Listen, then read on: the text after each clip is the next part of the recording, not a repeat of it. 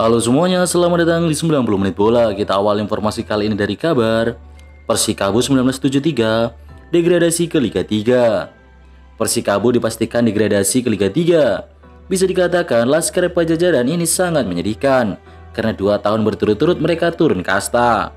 Setelah 8 tahun berada di Liga 1, Persikabo turun ke Liga 2 pada musim 2023-2024. Bukannya kembali ke Liga 1 atau minimal bertahan di Liga 2, Persikabo justru terjun bebas ke Liga 3. Nasib buruk menimpa Laskar Pajajaran setelah mereka tidak pernah menang di babak playoff degradasi. Dari 5 laga yang telah dilakoni, tim besutan Budiarjo Talib itu mencatatkan 1 hasil seri dan 5 kali kalah. Pelatih Persikabo menyebut keterpurukan Persikabo saat ini tak lepas dari kondisi internal klub. Menurut dia, manajemen tidak bagus secara finansial, sehingga hak-hak pemain dan pelatih pun gagal terbayarkan tepat waktu.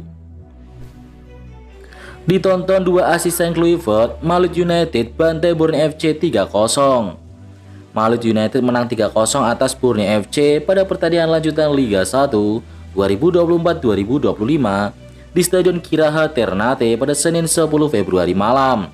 Pertandingan ini disaksikan langsung oleh 2 asisten pelatih timnas Indonesia, yakni Alex Pastur dan Denny Lanzat, yang tampil menarik mengenakan batik. Tampil di depan pendukung sendiri, Malut United tampil dominan. Malut berhasil membuat Borneo FC dalam tekanan dan sulit untuk mengembangkan permainan. Kemenangan ini membawa Malut United naik ke posisi 10 dengan mengemas 32 poin dari 22 pertandingan yang dijalani. Sedangkan Borneo FC tetap berada di posisi ke-8 klasemen Liga 1 dan meleksi 32 poin dari 22 laga yang dilakoni. Poinnya sama. Raih 5 kemenangan beruntun, Dewa United layak diberi pujian.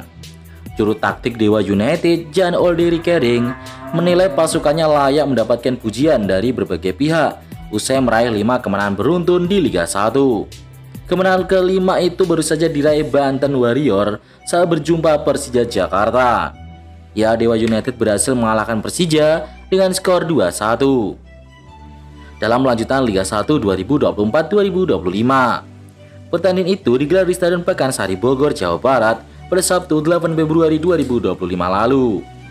Hasil manis ini membuat Dewa United meraih 5 kemenangan secara beruntun.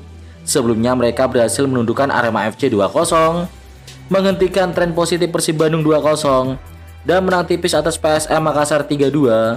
Kemudian, dalam 2 laga terakhir, Banten Warrior kembali menang atas PSS Semarang 4-1 dan menang atas Persija Jakarta 2-1. Jan Olderi Kering menyatakan timnya pantas mendapatkan pujian tinggi.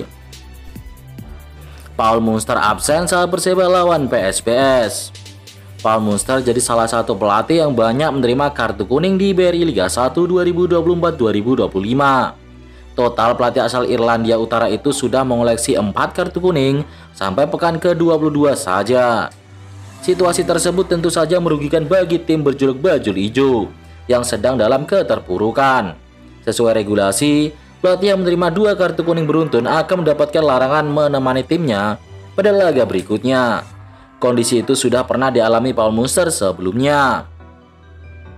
Dia pernah menerima kartu kuning saat menjamu PSS Sleman pada pekan pertama dan berlanjut kartu kuning lagi dalam duel kontra Madura United pada pekan ke-12. Alhasil, dia absen saat Perseba Surabaya menjamu Arema FC pada 7 Desember lalu. Lalu, Munster kembali menerima kartu kuning saat Perseba kalah dari PSS Sleman pada 11 Januari. Kartu kuning kontra Persis Solo pun membuat Munster akan absen kali kedua. Kali ini Perseba akan menjamu PSBS Biak pada pekan ke-23 Liga 1 pada 15 Februari mendatang. Ini sosok pengganti Paul Munster tak asing bagi bonek. Saat Munster absen, Perseba sendiri punya sosok yang dapat menggantikannya. Sosok itu tak lain adalah Uston Nawawi. Legenda yang kini menjabat sebagai asisten pelatih di Perseba itu memang acap kali hadir saat dibutuhkan. Pada saat Munster absen, ia berhasil mempersembahkan kemenangan 3-2 atas Arema FC di hadapan puluhan ribu bonek. Uston juga musim lalu sempat menjadi caretaker Persebaya dalam 2 periode. Periode pertama ia lakukan usai sepeninggal Aji Santoso. Persebaya di bawah Uston Nawawi kala itu menjelma menjadi tim yang sulit dikalahkan dengan identitas permainan pragmatisnya. Di 5 pertandingan itu, ia berhasil mempersembahkan 4 kemenangan dan 1 hasil imbang. Setelah pertandingan kelimanya melawan Borneo FC, Persebaya mendatangkan pelatih baru yaitu Joseph Gombau. Setelah Gombau dipecat, Uston Nawawi kembali menjadi pelatih Persebaya dengan catatan 4 kali imbang dan sekali kalah. Sehingga setelah itu jabatannya diambil alih lagi oleh Paul Munster. Persija wajib menang lawan Persib atau goodbye juara Liga 1. Sebagai tuan rumah, Persija akan berusaha memanfaatkan dukungan penuh dari Jakmania untuk meraih kemenangan.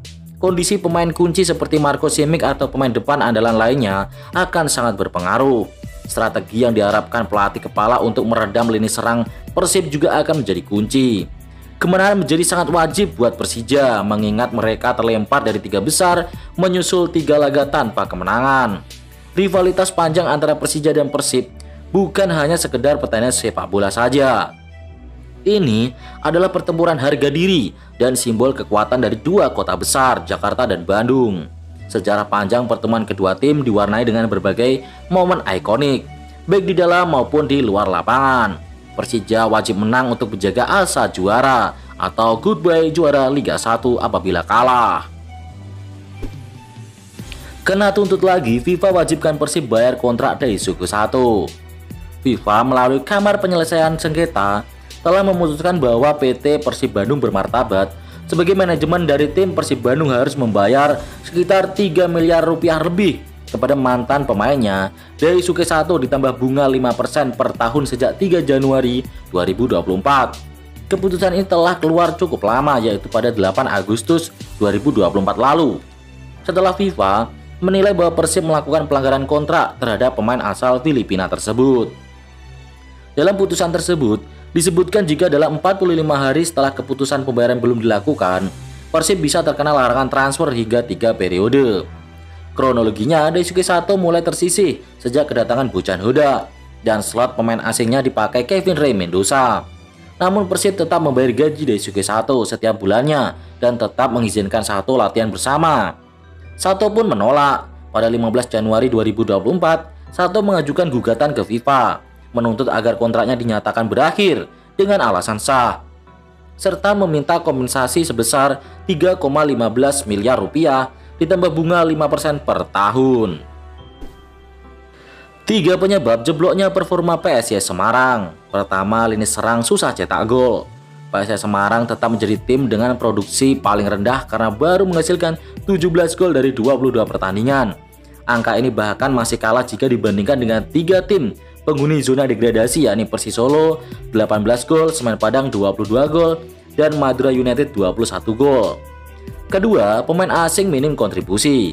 Evandro Brandao dan Sudi Abdallah misalnya sama-sama baru menyumbang 2 gol, sedangkan Paulo Galifretas baru mencatatkan 1 gol dan 2 assist pada musim ini. Striker yang direkrut pada pertengahan musim lalu, Gustavo Souza, bahkan belum menyumbang gol maupun assist pada 5 laga pertamanya. Padahal musim lalu lini depan PSIS mengerikan karena ada Fortes dan juga Taisei Marukawa. Ketiga, konflik manajemen dan supporter dalam aspek non-teknis. Motivasi para pemain PSIS Semarang tengah mengalami titik yang cukup mengkhawatirkan. Pasalnya setiap berjalan laga home, Maja Jenar tak mendapatkan dukungan penuh dari supporternya. Ini merupakan efek dari langkah boikot yang dilakukan 2 kelompok supporter, Panser Biru dan juga Snack. Keduanya menarik dukungan dari PSIS karena menuntut perubahan pengelolaan manajemen terhadap Yoyo Sukawi yang diminta untuk out.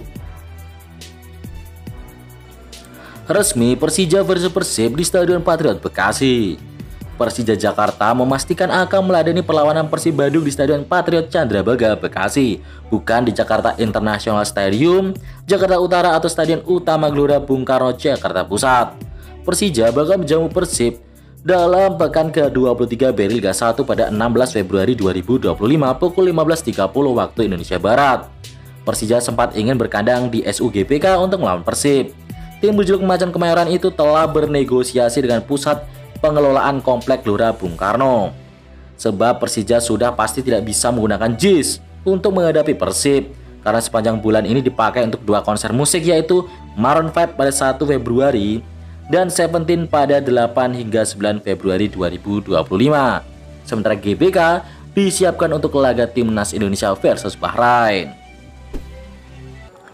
Aremania khawatir William bisa out karena dicadangkan Zé Gomes. Beberapa perubahan sejak kedatangan Zé Gomes. Arema kini lebih tertutup terhadap media, membatasi wawancara hanya 2 kali seminggu. Selain itu, persiapan tim semakin dirahasiakan untuk menghindari pantauan lawan. Bahkan di 2 laga terakhir Arema FC, Zé Gomes membuat perubahan yang signifikan, di mana Zé Gomes mencadangkan pemain bintang Arema FC yakni William Marcilio. William cuma main sebagai pemain pengganti saat Arema melawan Bali United yang terbaru saat imbang 1-1 juga lawan 10 pemain PSM Makassar. Hal ini membuat Aremania khawatir sang pemain bintang akan memutuskan pindah tim di akhir musim nanti. Bukan rahasia umum bahwa William diminati banyak klub Liga 1 di Paris musim lalu. Bahkan ada beberapa tim yang nekat ingin menebusnya via mahal transfer, tapi ditolak oleh manajemen Arema FC. Jika terus dicadangkan, bukan tak mungkin William Marcilio akan hengkang ke klub lain demi mendapatkan jam bermain lebih.